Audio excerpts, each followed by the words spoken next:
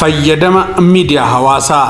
Yaanni waa maradha kan har'a biyya lafaarratti arginu uumamnii fi teknooloojiin hundumtuu duraan yaada turani. Kaan yaada waaqayyoo ture, kaan ammoo yaada namaati. Garuu waan biyya lafaatti uumamee fi hojjetame argaa jirru kana dura yaadatu ture.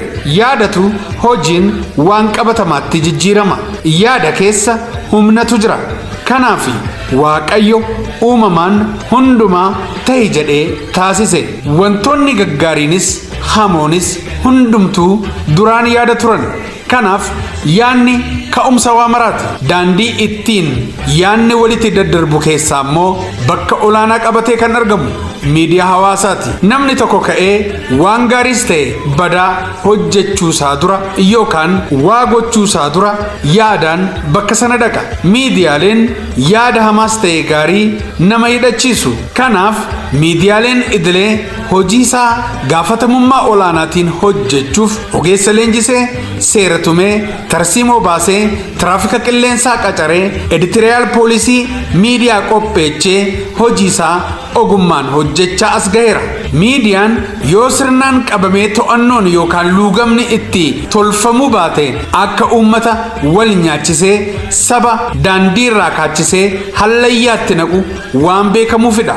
Har'as biyya keenya irratti balaa gurguddaa fidaa kan jiru hunda caalaa rakkoo fayyadama miidiyaati. Miidiyaan yoo sirnaan itti fayyadaman akkuma guddina saffisiisuu danda'utti balaa miidiyaan dhaqqabsiisu hubachuu dhabuun ammoo biyya tokkoof madda jeequmsaa, farra nageenyaa fi dhumarrattis kufaatii biyyaa ta'a. Farreen nageenyaa baandummaan ergamanii faayidaa yeroof diinarraa argatan ilaalanii wallaalummaan yoo maraatan illee biyyi yoo badde isaanis iddee jiraatan hin qaban.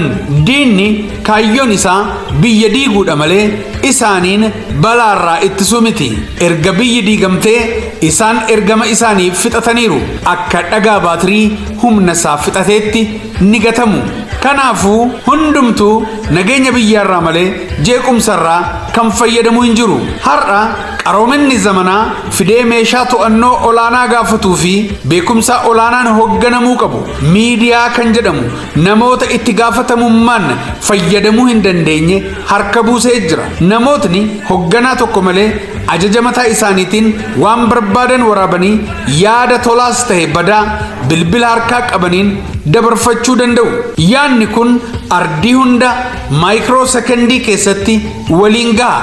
Yoo gaariis ta'e akkuma bu'aa qabeessa ta'utti, yoo hamaa ta'es akkasumatti ardii waliin gaha. Kanaafuu wantoota miidiyaatiin dabarsinu kana kan dhaloota qaru malee kan dhaloota balleessu ta'uu hin qaban. Kan nageenyaaf gumaachuu malee kan nagaa biyyaa jeequ ta'uu hin qabaatu. Kutaa bulchiinsa malkaa naannoo fayyadama miidiyaa ilaalchisee dargaggoota kutaa magaalichaaf leenjii hubannoo uumuu kennaniiru.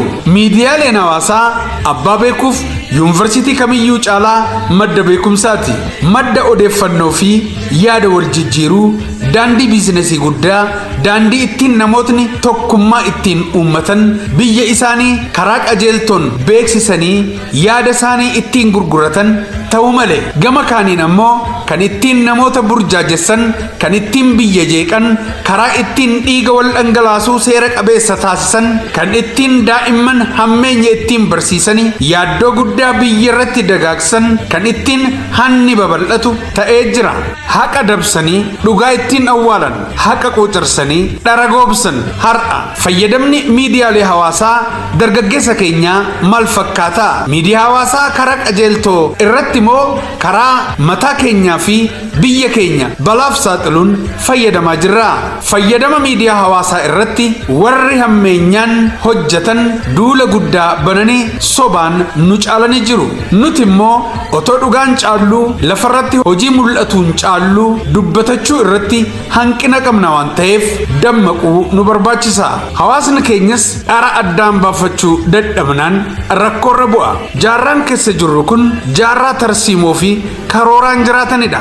Araada miidiyaa hawaasaatiin qabamanii yeroo ofii achirratti qisaasuun fayyaa namaarratti miidhaa hedduu qaba.